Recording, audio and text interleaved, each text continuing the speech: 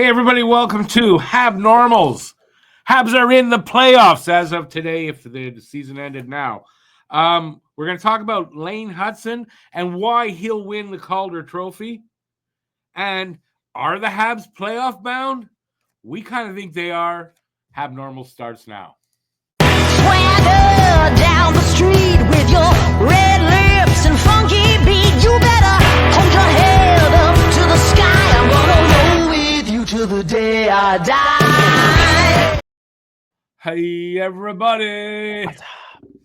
Habs are in the playoffs. Although the playoffs aren't starting tomorrow. But if they were, we're in there. So that's what this pod is going to be a lot about is, are they playoff bound? Do you believe that they can make it? We'll go over we're going to go over their schedule a little bit, and I believe there's enough winnable games for Montreal to make the playoffs. And we're going to talk about Lane Hutson, and will he win the Calder Trophy?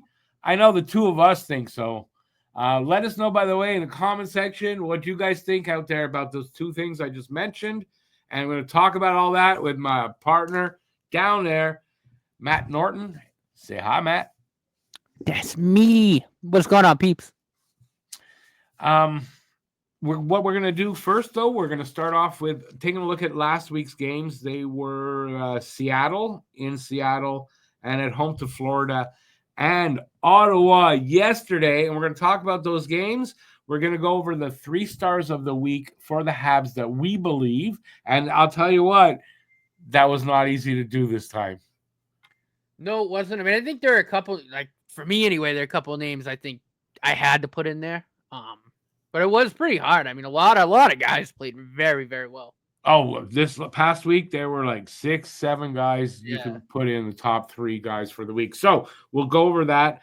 We are going to talk about Hutson and why we believe that he will win the Calder.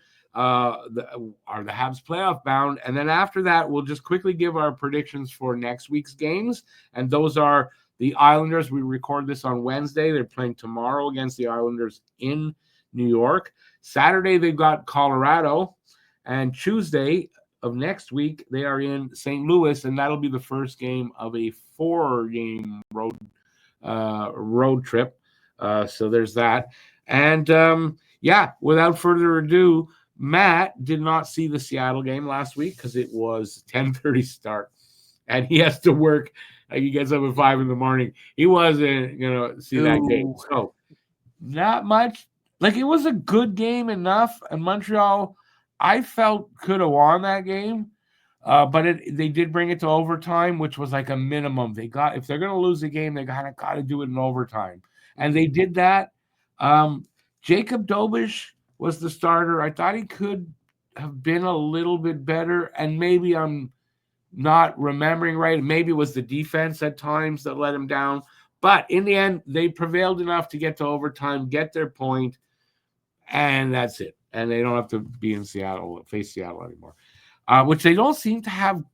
Like, am I right? Their record against Seattle is not great. Yeah, no, I think you're right there. I think they're a team that kind of is a pain in the ass. Yeah, it's only been a few, 4 games? Seasons? Yeah. 4 or 6 games. But it seems like Seattle is a difficult game for Montreal. So we'll see how that goes in the future. All right, Saturday's game, Florida in Montreal. We had beaten Florida in December. I want to say, I don't remember what day in December. It was Dobish's debut, right? Yeah. It was Jacob Dobish's debut. It was a 4-0 win, and it was kind of the beginning of that really great month and a half or something of Montreal. Yeah, I think that was. Is that right? That was right after Christmas, right? I think it was one of those games. I think December 28th. That's the day I want to say, but I don't know if I'm accurate. Anyway, so again, Florida's in town this time, and we did that in Florida, the first one. You got to think Florida's looking for some vengeance here, right? Some revenge.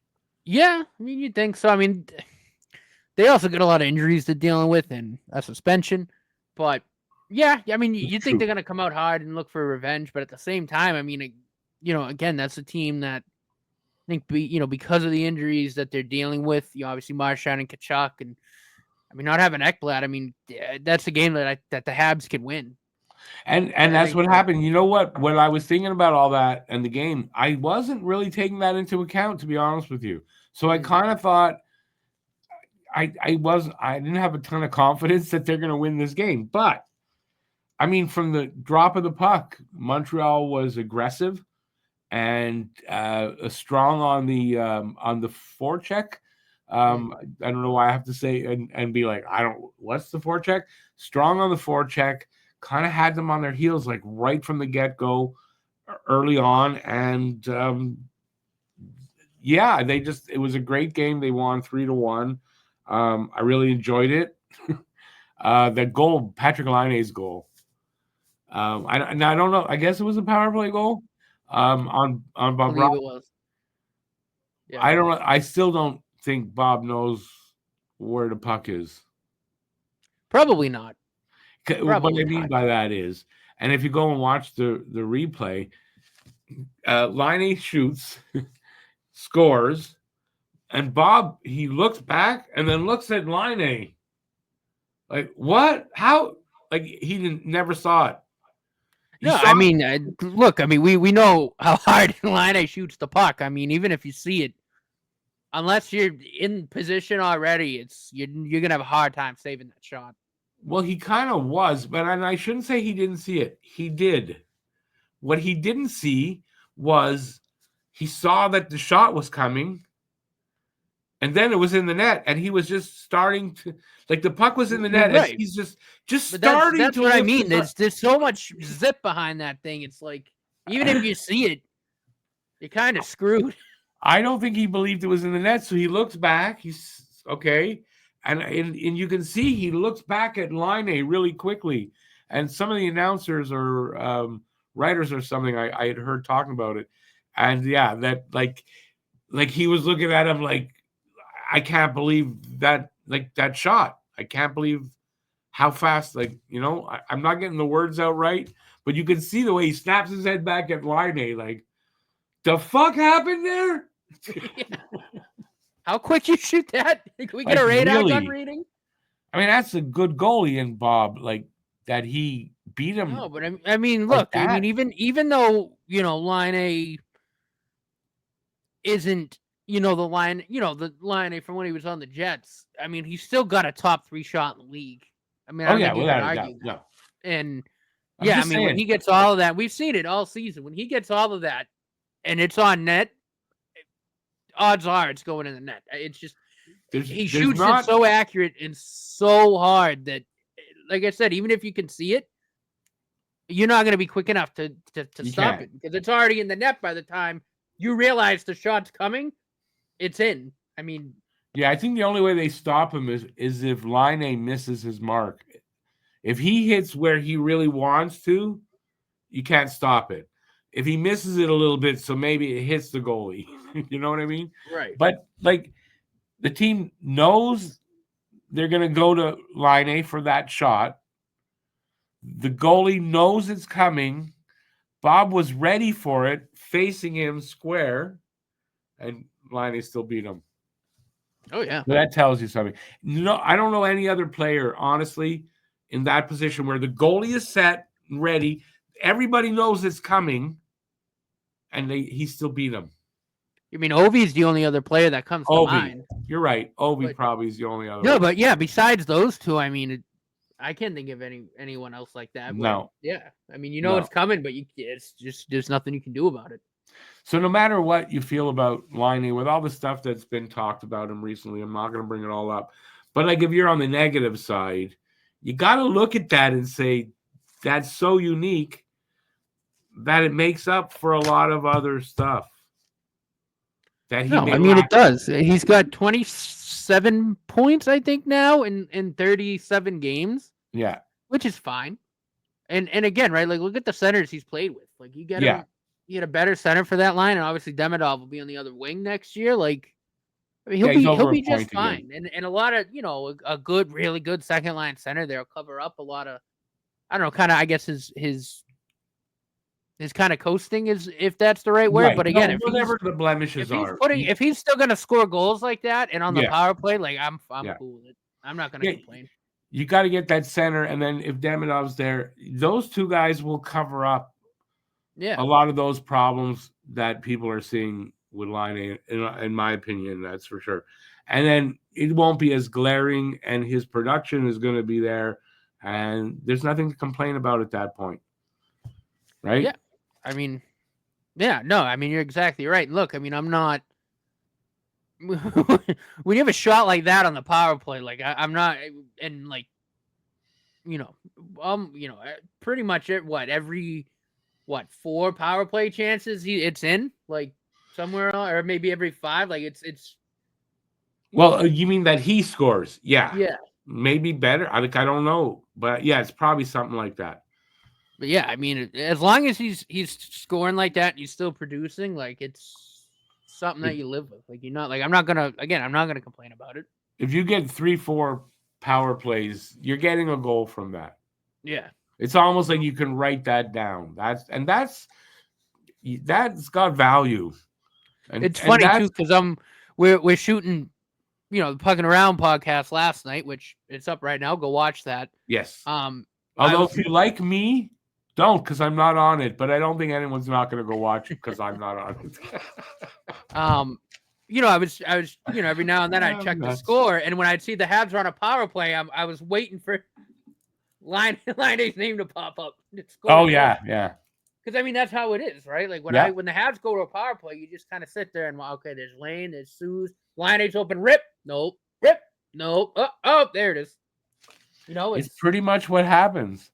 And the thing is that it's crazy that, like you said, 37 games he's played this season, and he can still do that and get away with it. I mean, but it's the same for Ovi. I mean, Ovi's doing it his whole career.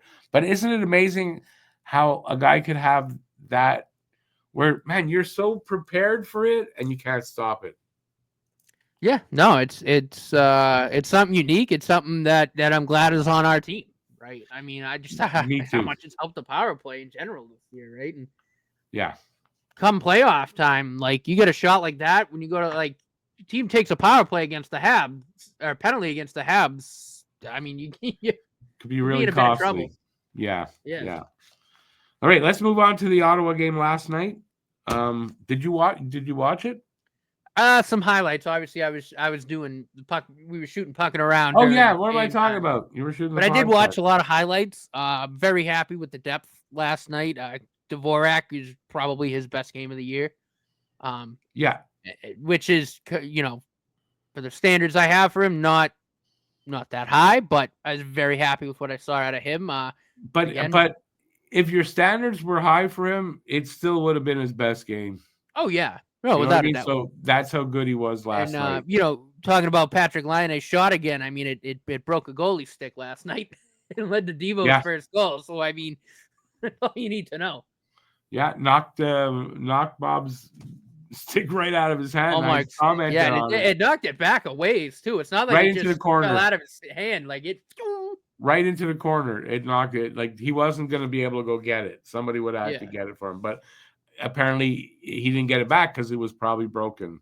Although I didn't hear that at all in the broadcast, but it had to be why he didn't get the stick back. Because he had an opportunity at one point. He should have had that stick back. But I'm glad he didn't. I don't think the stick would have made the save. No, he bit hard on that move. Also because the stick, I mean, it went in that side. His stick is here. It went over his shoulder on the left, on the far side. So, okay, let's get back to Ottawa game last night.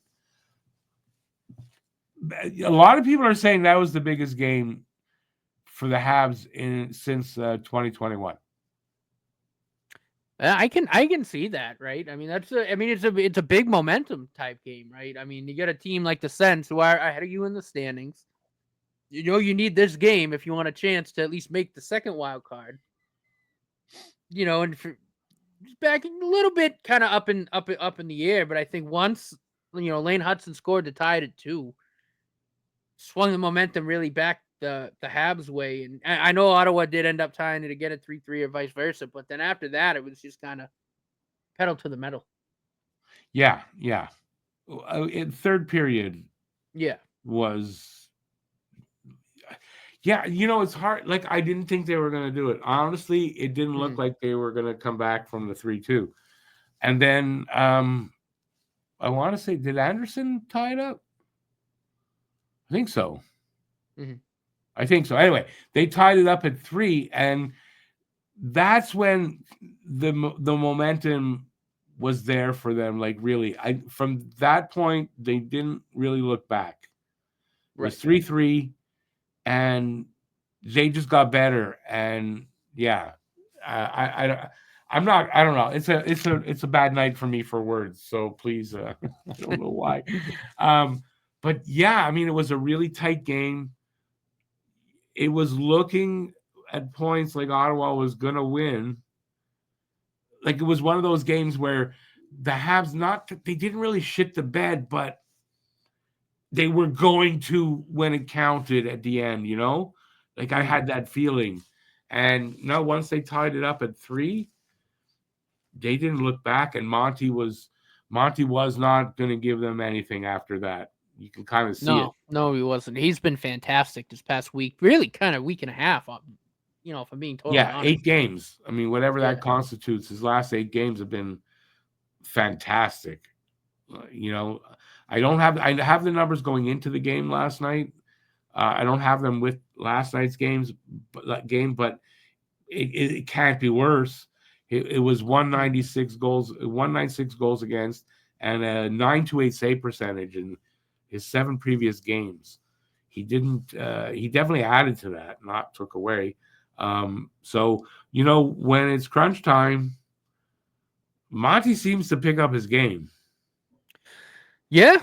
I mean, at least for the time being, yeah. But again, we've kind of known he's had that in him. I mean, anyone who watches the channel knows that we like him a lot, and we do. We think he's a very underrated goalie. Very underrated. Does he have his kind of iffy toward in bad games? Yeah, I mean, he does, but and a little bit of consistency issues here and there. But when he's on, man, he's up there with he can play with the best. I mean, he's really good when he's on. Last night, they gave up the first goal that Monty gave up, which was that it tied the game. You kind of got worried because it wasn't a great goal for him to give up. He should have stopped it. And I thought, oh, maybe we're in for that kind of a night. But no, I mean, he didn't let it bother him. And I got to think, honestly, I think in the Florida game and the Ottawa game, I don't know that they win if Monty's not as good as he was. Oh, you're probably right, especially last night. Yeah, both of them, Florida too. Yeah, there wasn't a lot of shots with Florida. I think they had 22. It was a low shot game, a very defensive game, but Monty was good, especially in the third. He made 2 glove saves. One of them was highlight reel because I saw it all over the place. But 2 really good glove saves.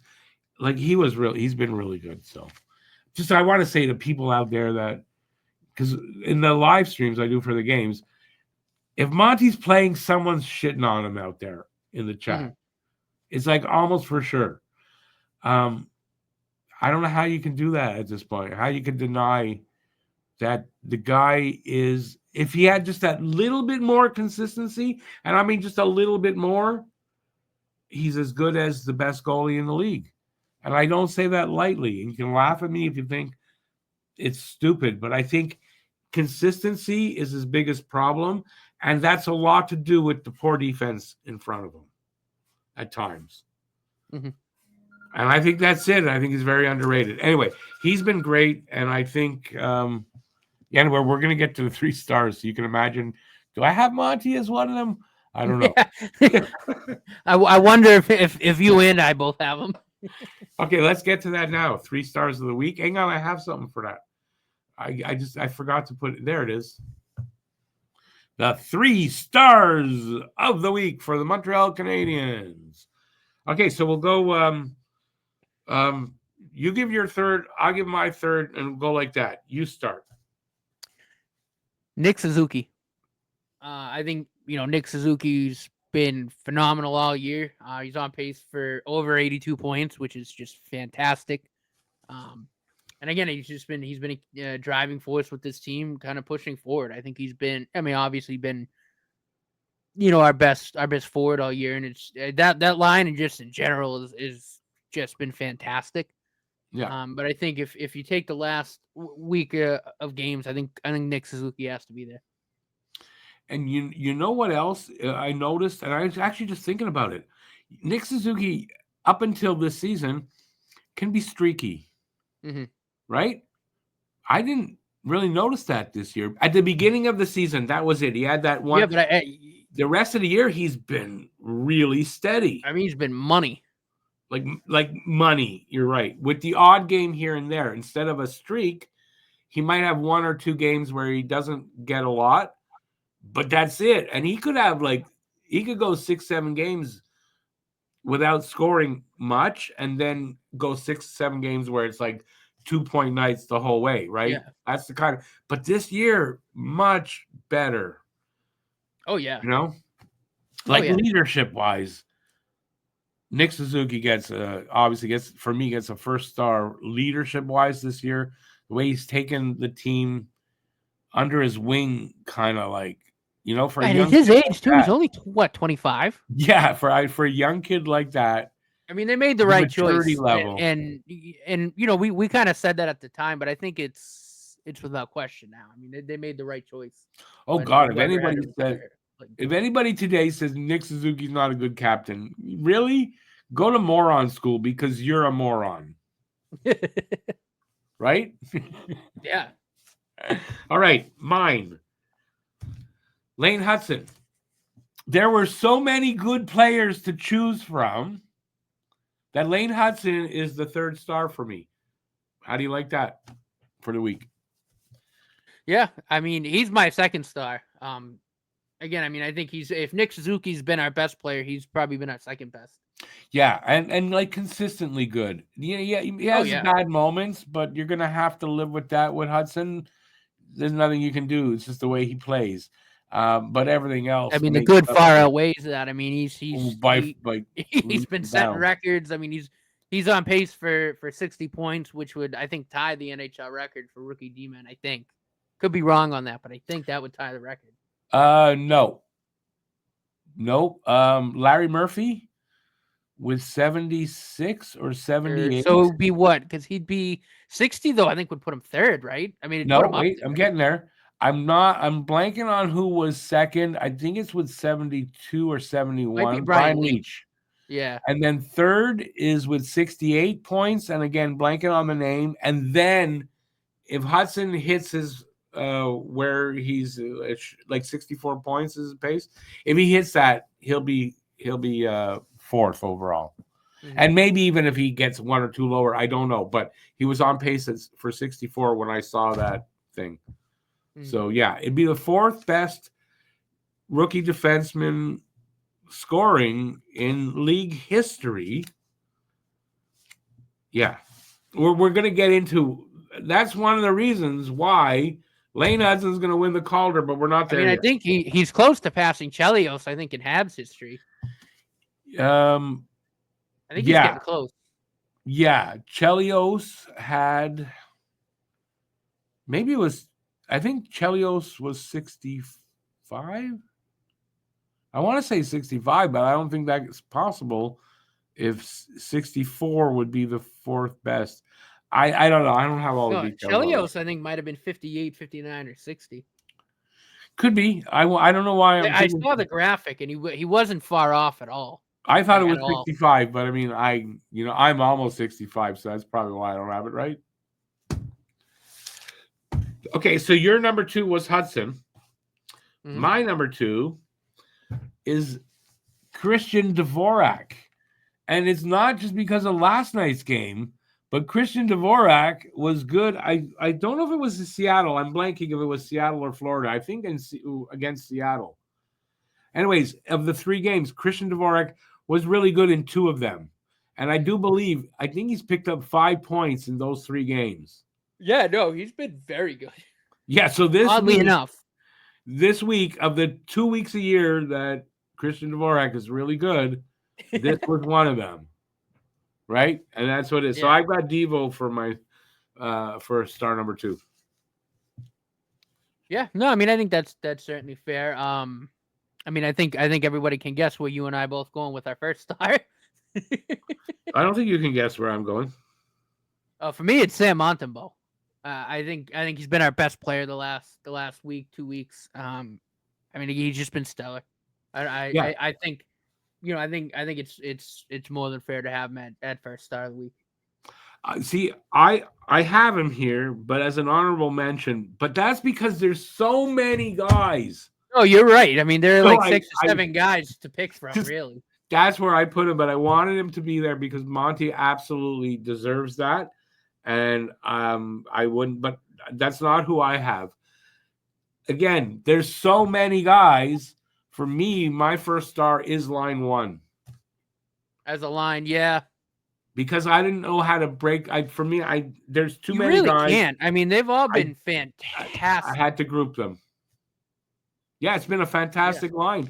In the game since the Four Nations, going into last night, Nick Suzuki had 17 points, Cole Caulfield had 12, and Slav with 11.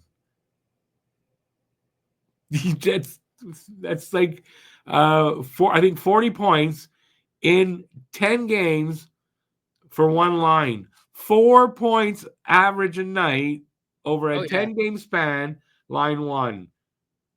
And line 1 has been number 1 line since the Four Nations. I mean, obviously with those numbers. Yeah, no, statistically, and I think all year they're still in like the top 7, right? Top 6 and top 7. Last I saw, top 7. Yeah. But then they did this little run. Yeah. So I gotta think potentially top 5 or better. Maybe. I mean, but they all 3 of those guys have been fantastic. I know Slav's probably going to be somewhere around that 50, probably a couple more points than 50 than he did last year. But again, I mean, I think he's still so young. He's still figuring things out. But since the break, he's been fantastic. Yeah, like everywhere. I mean, there's been a couple games where he's been far and away the best player on the ice. Yeah, in those games. I mean, Cole Caulfield's going to have a 30-30 season, which is fantastic. He's 2 assists away, I think, from 30, and he's already at 33 goals. Yep. I mean, he's just been so good, and he's just going to continue to get better. I mean, Nick Suzuki, what more is there to say? I mean, he's just phenomenal. I want somebody out there to leave a comment, and if you're serious, tell me why you think Nick Suzuki's not a number 1 center. Are there still people out there that think he's not a number 1 center? If you're one of them, leave us a comment and tell us why. Because I don't see how anybody could now say that. He's one of the best young centers in the league. He is for centers. I'm saying last I saw he was 8th best. Yeah. In the league, and I don't. But that's overall. But if you look at that age group, that 25, I can't think of many that are better than him at that age right now. No, and if you remember when he came into the league, so many references to Bergeron. Now, I see it. People are legitimately saying, and you like it's legitimate. That's the next. He is the next. And I think from a leadership standpoint too, right? From everything, just everything. It's 200-foot game. I think he's a better point producer than Bergeron. But he's basically the next Patrice Bergeron. Yeah. Fulfilled, because that's what they talk about. And he's fulfilled it. I think he's gone beyond it a little bit. Yeah. So, yeah. All right. Let's get into why Lane Hutson will win the Calder Trophy. We both believe that. He's in the lead. Like, he's legitimately now, I think, considered in the lead. Even if you see things in the show Celebrini first, I don't think that's the case anymore with anybody. I think at least most of the experts and the guys that are going to vote on it have Hutson winning the Calder. We're 15, well, for the Habs, 15 games away, but basically 15 games away. to the end of the season. I can't really see anything barring an injury, but I can't see Hutson like all of a sudden the last 15 games, he just went off a cliff and didn't produce a point. Like, that's not happening. He's going to win the Calder. All right, while Matt is off camera, but he's there, I want to read something to you guys that I have here from a writer that I really like to read after a game. He writes a column after every game. His name is Brian Wild, a local guy Great here, writer. and the column is called Call of the Wild, and you should check it out. Just type that into your browser, you'll get it. To me, he's an essential read after a Habs game. Yeah, So no, I started old-timers. reading it too after the games. It's a great column. It really is. It's a really good column. If you're an old timer like I am, and you read Fisher's columns after the games, he's to me the new Red Fisher, where it's you got to read this guy after a Habs game type of thing. Okay, so Brian Wild. Hopefully, someone will tell him, "Hey, these guys plugged you. They were great." Okay, so this is what he said about why he thinks it's his argument for why Hutson will get the thing. So this is like the third paragraph in a big thing. So it starts from there. It's difficult to understand why Celebrini is leading by such a large gap at the time. I don't think that's the case now, but while he was leading there, he's a strong player and he will be a great pro, but his statistics are decidedly mid-tier in the historical record. Celebrini has 49 points. It's a good number. Connor Bedard won with 61 last season. However, as a forward, Artemi Panarin had 77 points. Patrick Kane had 72 points. Austin Matthews had 40 goals. If we go back to another era, Teemu Selanne had 76 goals and 132 points to win the Calder. The reason that the high-scoring 1980s are mentioned is because, as a defenseman, Hutson's season is in that realm, while Celebrini as a forward is decidedly lower. The greatest rookie campaign for a defender was Larry Murphy with 76 points. Brian Leetch had 71 points. Third was Gary Suter, that's who it was, with 68 points. Hutson's on pace for 64. As a rear guard, his season is among the greatest in league history, and that includes the high-flying 80s. I think I got a little more. In the present-day era, when the games aren't more than likely to end 7-5, Hutson is on his way to the greatest season this century for a defender. Only Quinn Hughes is in front of Hutson with 53. That might have been what I was looking at, that he was going to break soon. Yeah. Right, and Hutson has 52. Hutson will be far and away the highest scoring rookie defender this century. However, at present pace, Celebrini would be only the 12th ranked forward this century out of 25 recipients. How many of these numbers lead to Celebrini taking the rookie over Hutson is beyond logic. The Calder isn't awarded to the player on the worst team. The Calder isn't awarded to an 18-year-old because the other player is 20. The Calder isn't awarded to the higher draft pick with better pedigree. The Calder is awarded to the best rookie. Hutson isn't just the best rookie this year. He's one of the best rookies of all time. If he ups his current pace by the slightest of margins, he will have the third highest scoring rookie season among defenders in NHL history. If that person finishes second in Calder voting, it will be a travesty. I agree with that. Yeah. And I don't think I could say it any better, to be very honest with you. I don't think I could say he it did a any better really than good Brian. job with that. But he's right. I mean, and even not up till now, right? I mean, he's only the third defenseman ever in NHL history to lead rookie scoring at the halfway point of the season. You might have heard of the other two guys that he's with in that category, Nick Lidstrom and Bobby Orr. You might have heard of them. I mean, they were pretty good. That was at the halfway point, yeah. I think he's leads at the. I think he either leads or he's like second at the 3/4 mark. I think it might have been Lidstrom. I forget. But again, I mean, it was elite company. It's and you know, when I talked to Alex about this, because he just, for whatever reason, just can't admit that Lane Hutson's good. If you look at this season, he's having a historical tense. I mean, it is. It's one of the best rookie scoring seasons for a defenseman ever. And yeah, I mean, he's about to blow past Quinn Hughes' mark, you know, for this century. And anyway, and that's crazy. You know, I always thought that he at some point, you know, was gonna be like this good. I could just see it in him, just watching him play in college. I knew he had the skills. I didn't think he would do it this quick, and I know Rick didn't either. Nobody did. But it's just crazy. Like, I mean, even just 2 weeks ago, we were talking about your point prediction for him at the beginning of the year and how you kind of lowballed him at this point.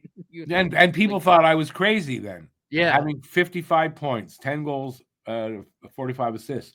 And I was told that's way too high for him. I mean, he's only a couple points off of what I had for him. And we got 15 games to go. Yeah, so, I mean, it would shock me if he doesn't hit at least 60. But yeah, I mean, he's just he's a 1 in a million defender. You know, I know he still has you know, some work to do on his defensive game, but I mean, he has gotten better as the season's gone on.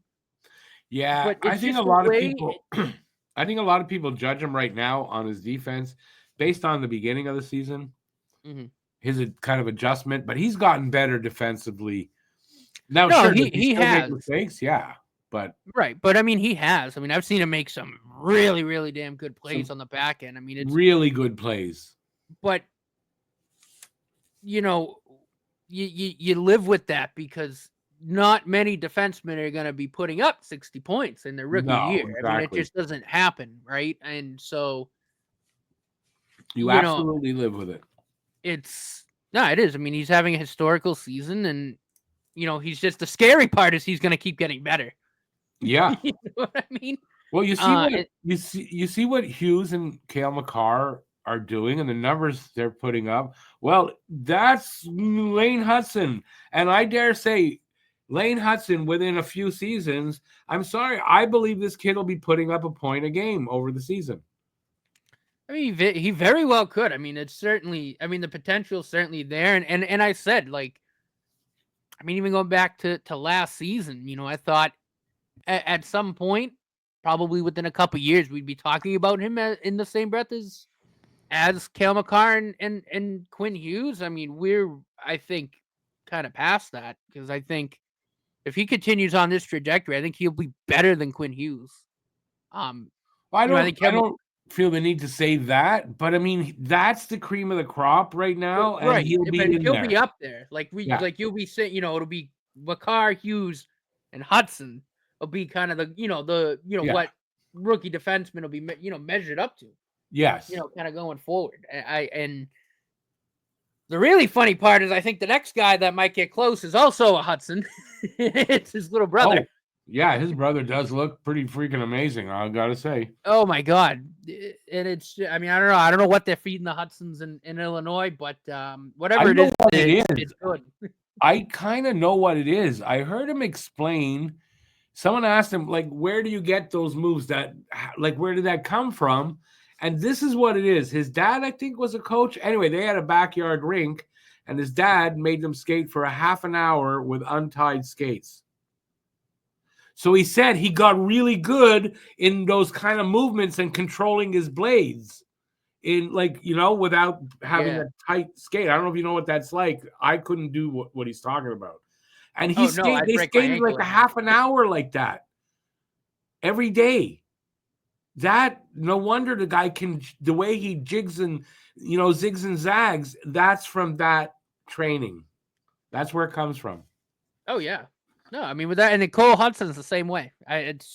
He is. And, I mean, Quinn a little bit. Quinn's not as good as Cole and Lane, but yeah, I mean, you can see it on the ice. I mean, he's got some of the best edge control that I've ever seen.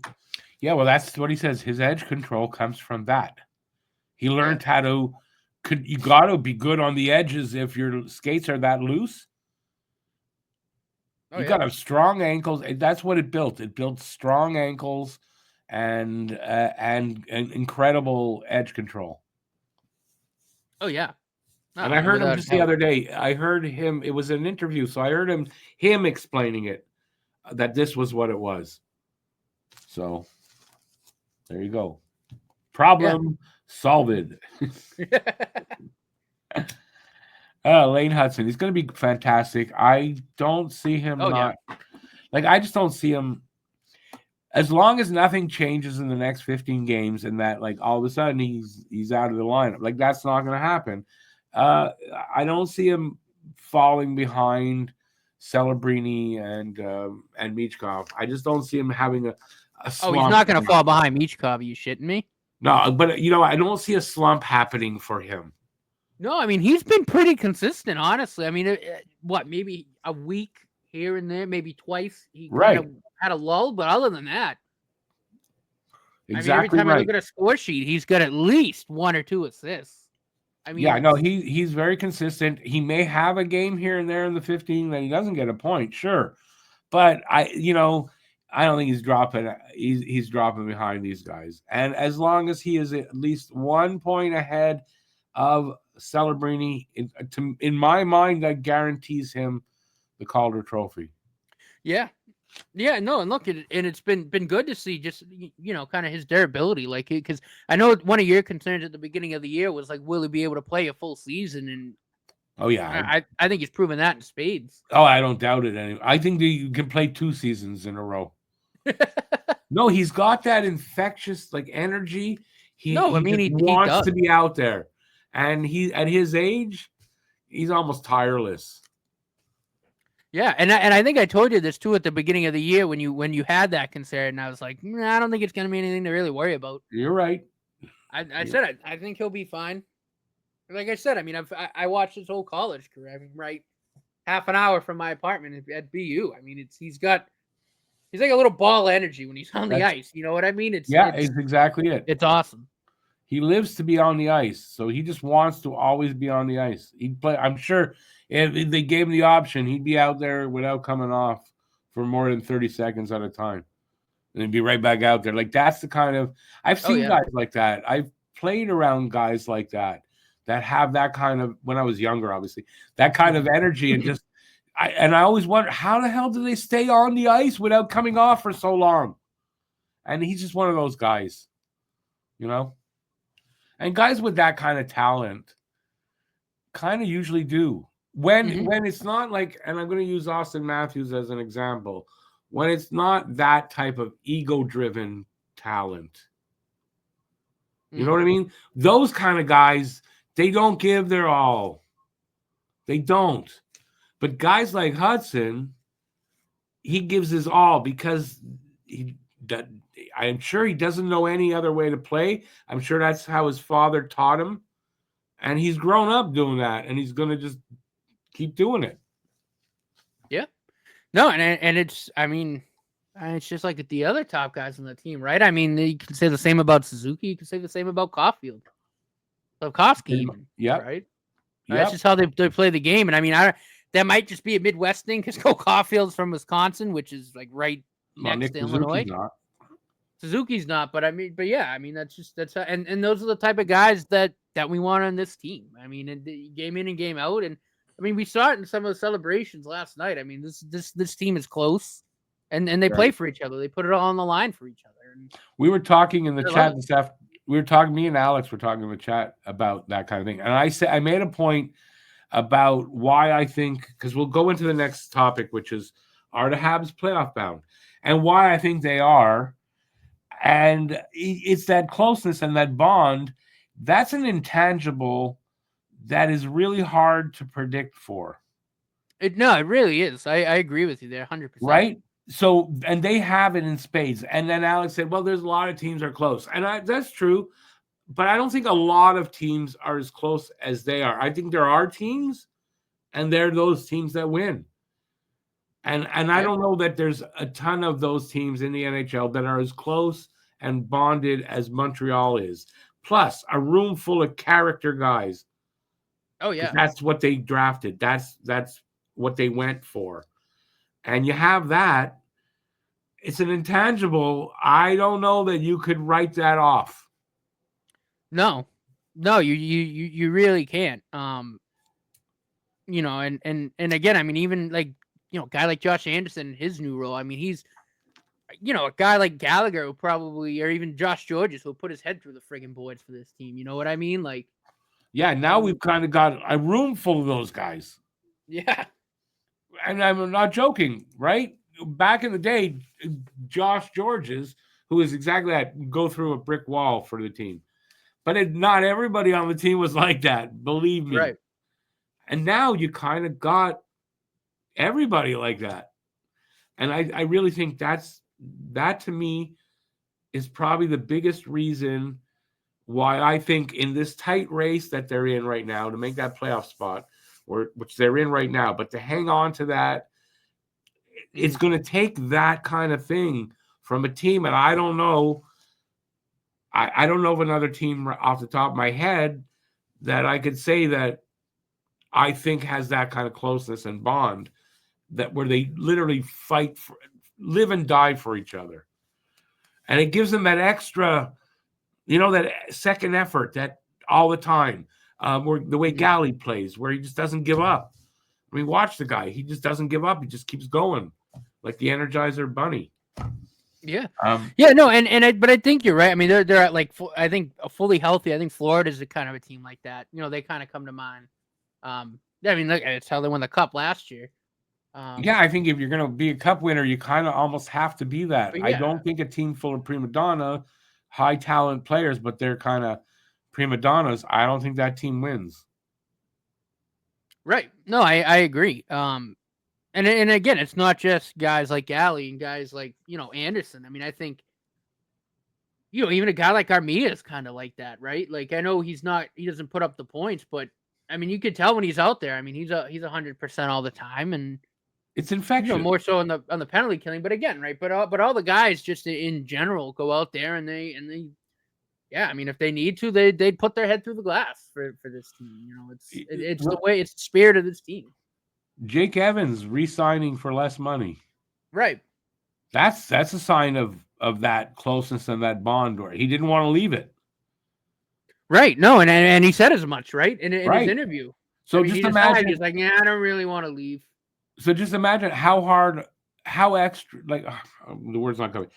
How much extra effort does he give on the ice just because of that? And everybody else that's out there with him, right? And that's what I'm talking about, is I think that they have that. And I think it's something that the Montreal Canadiens back in my day in the 70s had. They had a bond that was not explainable. I don't know how to explain that one back then. I didn't have the knowledge and all that stuff that I do today with the Habs. But they had that then, and they were the big winners of the day. I think Montreal has that potential anyway. It's a different league. There's a lot more teams. They're not going to be as dominant, but I think the pieces fall together, right? And it's incredible too, because we could call it kind of going into the fourth year of the rebuild, and we're here already. Yep. Right. And I touched on this on the pod last night. When you talk about rebuilds and where you want to see progress being made. I mean, we're just getting into the fourth year and we're in a playoff spot. Like, yeah. I mean, it's just incredible. And it was great too, like Eric Martino was agreeing with me. Like, the way Kent Hughes and Jeff Gorton have built this team has been damn near perfect. I mean, it really has. So far, yep. Now, perfect doesn't happen, but like you said, it's damn near perfect right now. Like, as far as rebuilds go, the quickest rebuild, I think, in the league has been 5 years. I want to say that's where your rebuild should be. And I could be wrong. There might have been one or two that were quicker. But, I mean, the Habs are going to be right there. 5 years, their rebuild is going to be as good as done. So you can't ask for better than that. You just can't. No, you can't. And, yeah, I mean, it's everything's coming together at a great time. And like I said, I mean, I'm excited. I think here on out after this year, it's yeah. it's playoffs or bust, and it's Yeah, again, and the young guys are going to keep getting better, and more talent's going to be coming on this team. I mean, Jesus, I mean, you're adding Demidov next year. Year after that, Fowler's probably here, right? A goaltender who, I mean, by all accounts, should be the goaltender that takes us to the promised land. that pushes us over the top. That's what it should be. But A guy like Michael Hage is still in the pipeline, who just won Big Ten Rookie of the Year. Yeah, okay, that's in a couple of years. By all accounts, that's 2-3 years. But I'm just saying, right? There's still really good guys in the pipeline too that haven't even shown up yet. You're forgetting the guy we don't know who he is, but we know he's coming, and that's a second line center. Right. This offseason. I know they're going to get that guy. I have no idea who it's going to be, but I'm going to say I'm very confident that it's going to be somebody we're all going to be very happy with. Oh yeah, no, for sure. But I just mean and I mean even Owen Beck too is another guy that's still in the pipeline that's probably going to play regular minutes, probably the third line center next year. Yeah, Devo ain't coming back. Devo's not coming back, no. But yeah, I mean it's just for where we are now, and still again with those type of talented guys that are still in the pipeline that have to make their way up. And you're in a perfect spot. The Habs, yeah, I really like where we're at. And hell, we might make the playoffs this year. That's even crazier. Yeah. Is that I gotta say I do believe I believe we're gonna make the playoffs. I know last week, even as they're like I was saying, I don't think they will, but I'm hoping. I think I've moved up to saying I kind of think they will now make the playoffs. Like I can't even believe I'm saying that. Yeah. No, and I want to highlight too, the last two trades they Kent Hughes made. I mean, trading Jordan Harris for a third in line A, right? Getting that scoring, that power play scoring that we desperately needed. But I think too that Barron for Carrier. I mean, if he doesn't make that trade, we're not keeping pucks out of the net. We're not. So I think that trade and Eric and I talked about it last night, where you could look at that trade, as minor as it might have seemed on paper, might have been the trade that really kickstarted this, because that solidified the right side and kind of took away that liability that Justin Barron brought. I'm going to say basically kind of allowed the defense to grow and get a little better as a unit. Right? Without a doubt. He got hurt and that sucked, and he actually might be back soon. He's gearing up to be back soon, which would be great. Who, Gooley? So, yeah. I don't think you see Gooley unless we're really close and we're like he's not playing unless we need him, because we're like a point or two out and there's a few games left and they need that extra push. That's what I think.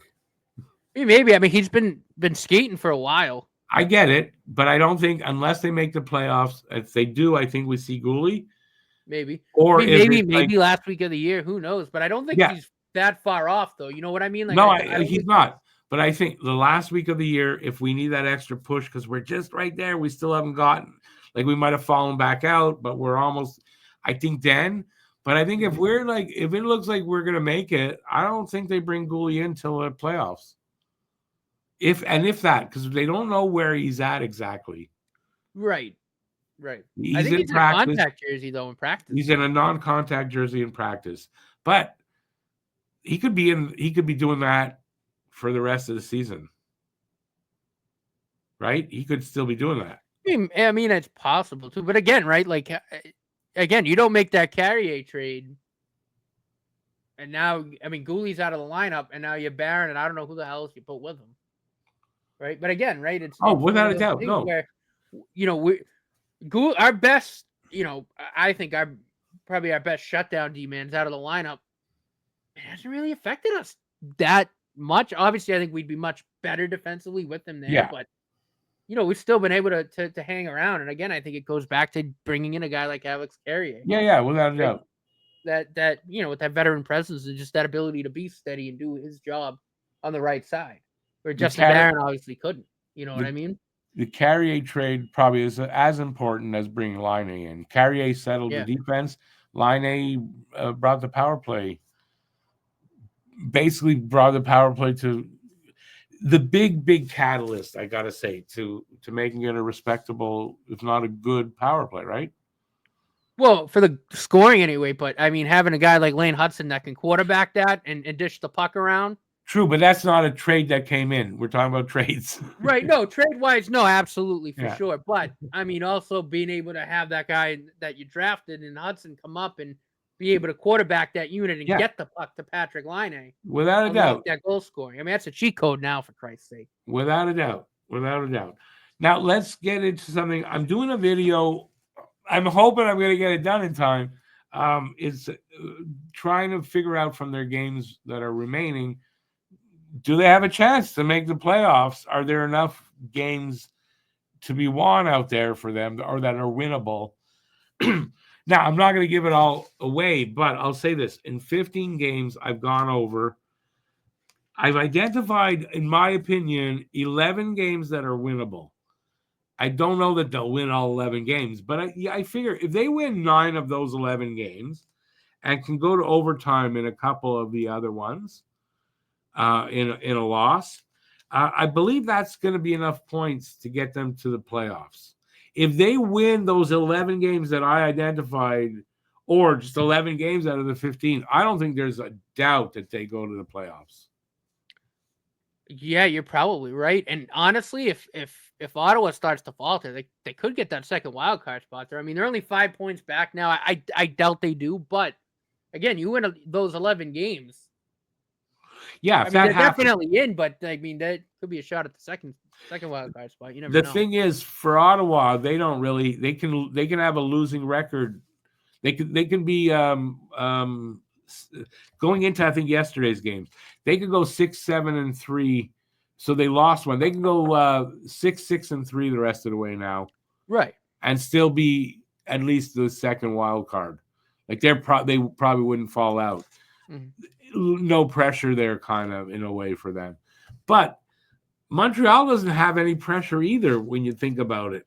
Well, yeah, I've said it, right? We're playing with house money. I mean, it's still a fourth year of the rebuild. Like, it's not like, this is a team that should be making the playoffs. And when I say that, right, I don't mean in a bad, but I just mean at this point in the rebuild, again, right? I wanted to see progress. I thought we'd probably just miss. But, they're outperforming what I even thought that they'd be at this year, which again is phenomenal. It's not what I mean by they don't have any they've got no pressure. It's that there was a survey I saw of I don't remember the 3 teams exactly. It was Montreal. I don't know who the other 2 teams were. If it wasn't Ottawa or it could Columbus, whoever of the teams that are there. So who do you think will make the playoffs? Montreal had 0%. Nobody of those asked, and I think it was 200 people asked, thought Montreal could make it. That's what I mean. There's no pressure. Nobody thinks they can make it. Well, right. No, so they can you're exactly right. Ball to the wall, can take a few chances and not have to over worry about it. And that pressure is off. I think that is a thing that helps them. No, for sure. And challenges them, right? It motivates them because you don't think we can do it, eh? Watch, hold my beer, and we're going to do it. That kind of thing. Right. So, and a team like that, again, I'm not saying the Canadians are going to win the cup or anything like that, but a team like that, too, if they make the playoffs, it's kind of dangerous. They are. You know what I mean? In a way, they're a team that, all right, yeah, you can say, all right, well, it's the Canadians. They're, still kind of in the rebuild. But at the same time, not a team I think you can take lightly, because that's a team, you take your foot off the gas a little bit. I mean, we'll burn we'll burn you. You know what I mean? Yeah. I agree with that. I think if we make the playoffs, we're probably going to be playing Washington. Because I think we're gonna get in on the. We'd probably get Washington, yeah. Yeah, we're gonna be on the other division, right? like they were in 2021. Really, it was the same thing, right? So I think we're going to end up facing Washington, but I don't care. I don't care who they face. I don't care to get there. The experience for these young guys, right? No, absolutely. is going to be It's house money down the road. So just get there, get them that experience, and you never know what'll happen there. You never know. They could win a round or two. You never know. Oh my! Can you imagine? Get that second wild card and knock the Caps out in the first round. That would be something. I mean, you know, we'd probably be able to hear the Bell Center in the background of your video. Listen, the way Montreal's been playing in like the second half of the season, let's say, right? If I'm the Caps and I'm looking at that, I'm going like, I don't want Montreal. I don't want to play Montreal. you gotta be worried about it. That's what I mean. Like they're not a team that's gonna, like I said, I doubt very much so that even if they win a round, they probably don't get past the second. But again, they're one of those teams where like they could be kind of dangerous. Like you never know, because again, there's no pressure on them to win. As we saw in 2021, if you're built the right way, you could just get to the playoffs. It's like Bergevin said always, right? Get to the playoffs, anything could happen. That was his philosophy. But he's not wrong, especially if your team is built the right way for the playoffs. You might not be great in the regular season. Big difference between his teams and this. No, team. I'm not saying this team isn't a team that was just strung together. I get that. To just make the play. I mean, it's a rebuilding team, but again, right? It's the same type of thing. Like I get it, but it works because if they're built the right way, just get there. And that is the truth. Just get there, because in the playoffs, everybody's got a clean slate, and really anything could happen. Now, it doesn't always do that. Things, tend to often in the first round go the way it should. But every year there is that upset and there is that Cinderella team. Who knows? It could be Montreal. Just get to the playoffs. But I wouldn't be expecting that. Right. And I just want them to get there for the experience of a playoff run, like a race, and then experience some playoff games. Awesome stuff to have under their belts. Oh, especially at the home games at the Bell Center. Right. I mean, these, and obviously Suzuki, Slafkovsky actually, no, he hasn't, but Caulfield and Suzuki have. Yes. Obviously played home games at the Bell Center. In the playoffs. So is I think Evans and it's some of those other guys, but like, I think of someone like Patrick Laine, especially, or Lane Hutson, Slafkovsky, like experiencing like that atmosphere. Like what it's one of those things where like once you get a little taste of that, like that's all you want. You know what I mean? And it just motivate the team to still keep getting better. Like they will. Yeah, without a doubt. They listen. They're hockey players. They got egos. They got egos. They love the crowd cheering for them. Oh, yeah. And then when you see what they did with Anderson and Caulfield, I think the game before was the same thing, right? They were out on the ice. The guy was interviewing them after the game. And no one left the arena either. Right. And the crowd, the noise. I mean, that impresses these guys. It makes a big impression. And you want more of that. Here. You want Anderson said that. These are the best fans in the world. I wouldn't want to play anywhere else, right? Yep. And a guy like Laine who kind of craves that, and I don't know if he's played playoff games before, has he? Maybe, but I mean, again, right? Not in Montreal. You know what I mean? Like it's different. No, but I mean, has he? I don't. In Columbus, he didn't, and I don't think in Winnipeg. Maybe 1 year. I'm not sure. Maybe 1 year in Winnipeg, maybe. But I don't know. Same thing. I don't really know. But if he hasn't played a lot. So I'm sure he'd love to do that here. And, a guy like him, he sees the cheers for Anderson last night, for Cole the game before. He wants that. He had it the one night. He's played three years. He's been in the playoffs. Oh, he has? Mm-hmm. With Winnipeg, but they were sucky. His first go around, he had 12 points in 17 games. Oh, All right. And then the other 2 years, Winnipeg kind of shit themselves in the playoffs. So it really wasn't on him. But he hasn't played in the playoffs since 2020. Right. So I mean, he wants to get back there. If he's a hockey player, he wants to get back there. If he's a guy who just plays hockey, maybe he doesn't. Maybe it doesn't matter. I don't know. Mm-hmm. We'll have to find out. But it's infectious what they're all going through. It's infectious, and they all want more. Yeah. And I say this all the time. There's no better city in the NHL to win a Stanley Cup in than Montreal. Yep, No. I would agree. All right, we're going to move on to our closing segment in a second, but I want to remind everybody out there to leave us a comment and let us know like what you think of what we're talking about here, and on any of the topics. Let us know how you feel and what you would do, and do that in the comment section. We really love to see comments, and I will answer them. Okay, so we're going to move on to next week's games. There are 3 games before we come back to do the next show. Thursday, which is tomorrow, they're facing the Islanders in New York. They come back home for a game, and this is against Colorado, which is, Colorado just got some pretty big moves at the deadline, right? Going to be a tough. It's not the same Colorado team we played already, right? We played them once. This ain't the same team. This should be a better team. Then Tuesday, they're in St. Louis. First game of a 4-game road trip. Wins and losses. All 3. You go first. 2-1. I think maybe. I mean, I like 2-0-1. I like to go to OT against Colorado, but I think St. Louis and the Isles should be wins. Those are very winnable games, in my opinion. Yeah, I agree. Very winnable games. I'm going to agree. Except I'm going to go that 2-0-1. I say they lose to Colorado, but it's going to be an OT.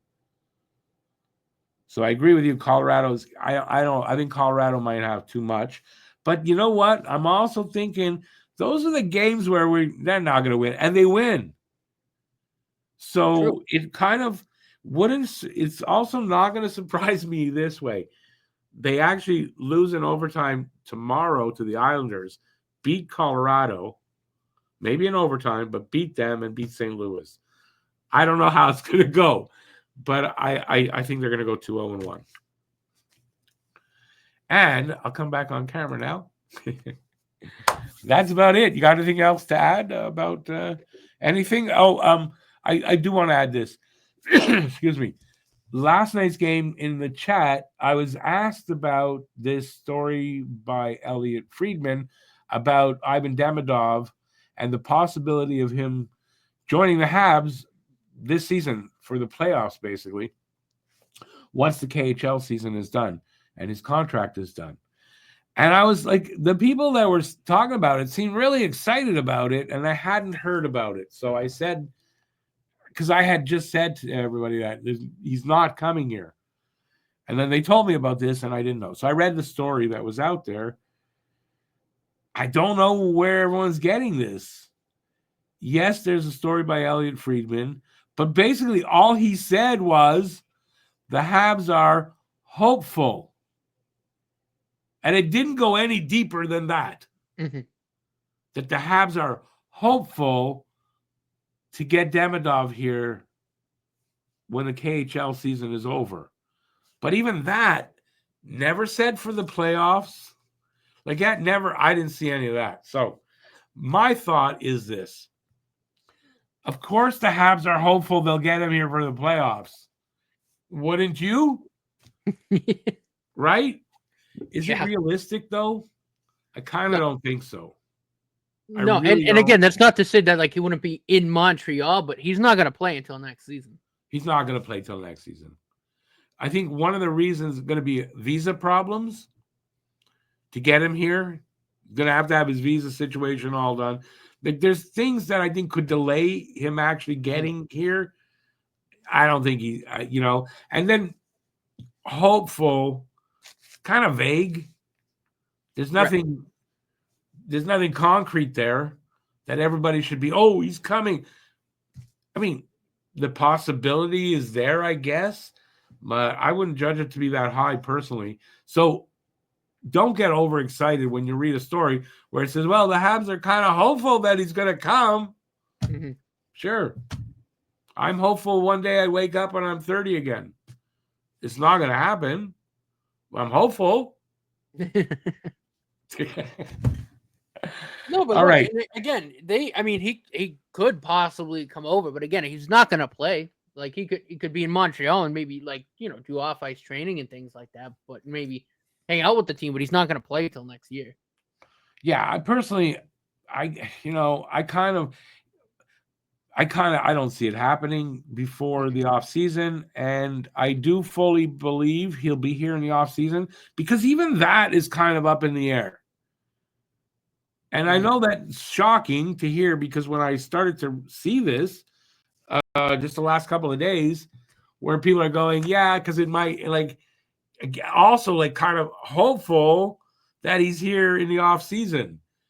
So I don't think anything's concrete, and I don't know what to read into that about, because I know that SKA is trying to sign him to stay there. Now they're going to make the playoffs, I guess. They're not playing. They've announced they're not playing Demidov in the playoffs. All you guys who are hopeful Demidov is coming are going to go, well, that means he's coming. It doesn't. To me, what it says is he is coming here in the offseason, and they know that, and they don't want to develop him any further, and it's punishment. Yeah? Well, you're not playing in the playoffs then. That's how I see it. Yeah, no, I agree with you there. I think he is going to be here for the off season. I don't think he's, even if they try to resign, but I don't even think they're trying to resign because I think they know it's. They don't. This is why the Habs. One of the reasons why the Habs drafted him over Michkov was a couple of things, but one of them, and I heard this just today, is it's not in any doubt. Does Demidov want to play for Montreal? Yes. One of the reasons why they didn't pick Michkov and they waited for Demidov is they knew this. At that draft for Michkov, they knew Demidov wanted to play for Montreal. And that's why there's other reasons why they didn't pick Michkov, but that's one of them. Heard it today. Me and Matt both were on that way when we talked about it. Whenever we did, and it's kind of been proven out that, yeah, we were right. Habs, for a year, their plan was to draft Demidov. They didn't know they'd get him, but their plan was to hopefully get Demidov, and they didn't draft Michkov. And if you don't believe that and you want to make a comment, please leave us a comment in the comment section, and we could talk about it. And if you want to talk about it further, show up on tomorrow, Thursday, the New York Islanders. I'll be doing a live stream, as always. Hopefully, Matt will be there.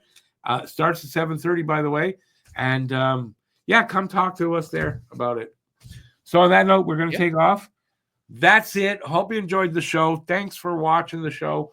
We really do appreciate it. And please leave us a comment. Let us know what you thought. And if Matt has nothing else to add, we will be back next week with another good show. And who knows what the hell will pop up. Maybe we'll be proven wrong. And Demidov will be coming. Who the hell knows? Join us then. Thanks for being here. Give a thumbs up if you like the show. Subscribe if you haven't already. And we'll see you next week. Till then, stay safe out there, everybody. Peace out. Go Habs, go. And have a great week. Go Habs, go. Let's hope we stay in the playoffs. Ciao, everybody. Swagger down the street with your red lips and funky beat. You better hold your head up to the sky. I'm gonna roll with you till the day I die.